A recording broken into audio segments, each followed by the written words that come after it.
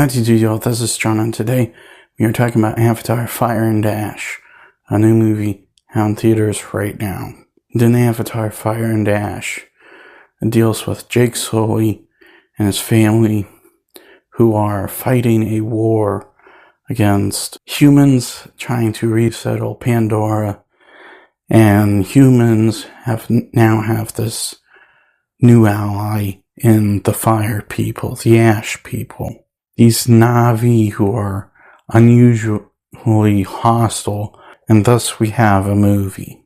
Okay, now, so to get things started, first and foremost, what I liked about the movie, the visual effects in this movie are insane.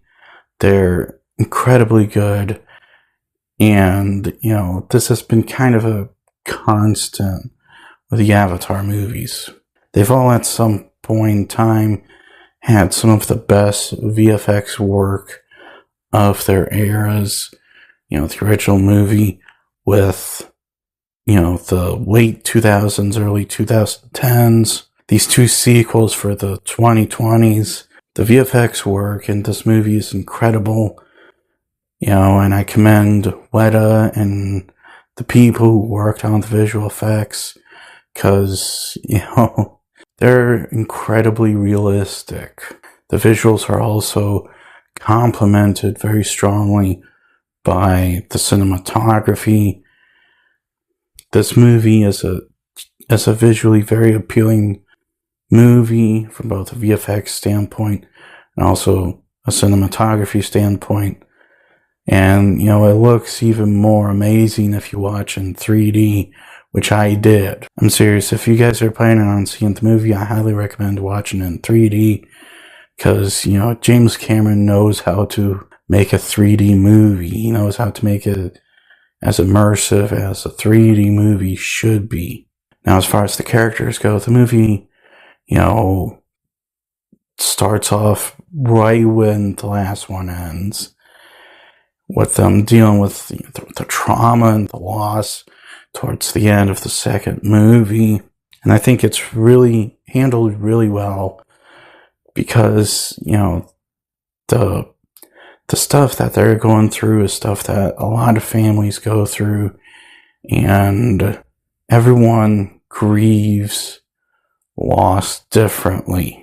When you lose someone you love, everyone does things differently. I do things differently than my sisters or my brother does. It's just simply part of human nature. Some people become more aggressive.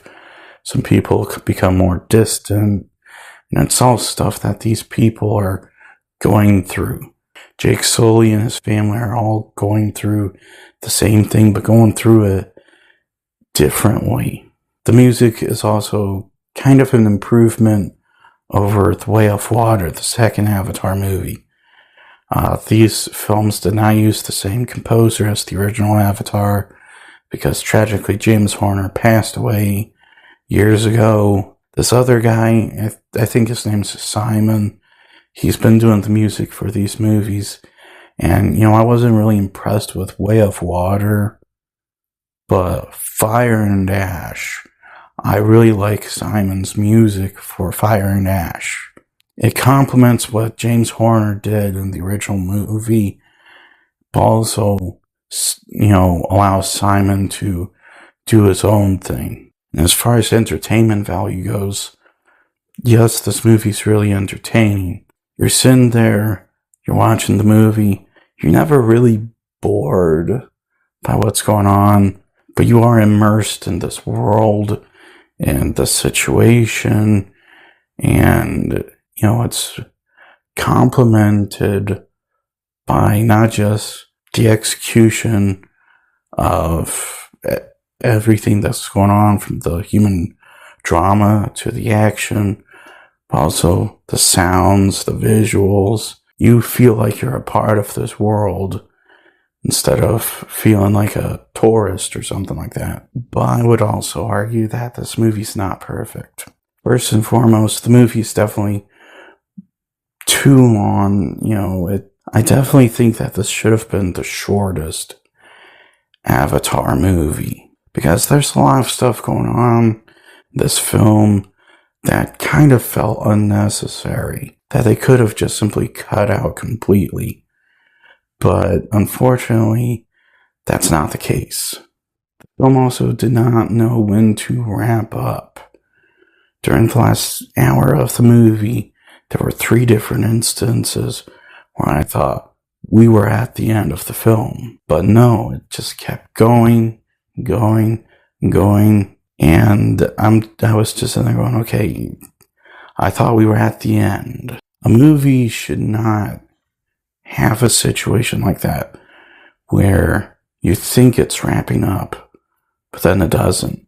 The wrap up should be the wrap up. The last thing worth noting is that there are certain elements of the movie that when you think about it, you're sitting there asking to yourself, okay, what's this magical bullcrap? Like, I understand spiritualism and mysticism has always kind of been a thing in Avatar, but there comes a point where just out of nowhere this magical bullcrap stuff happens.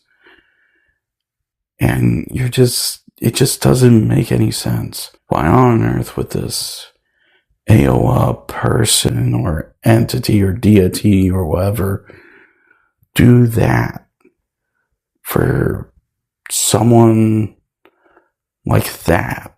I don't know, I was just sitting there trying to think about some kind of logical thing to make it make sense.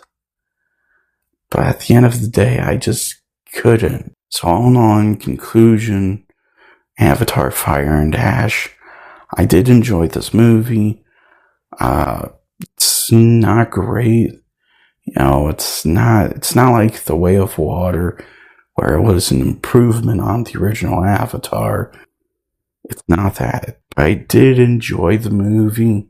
It's not great, but I did enjoy the movie. It's not great, but you know, some of the direction that they take with the characters in this film, I thought was handled well. It's entertaining.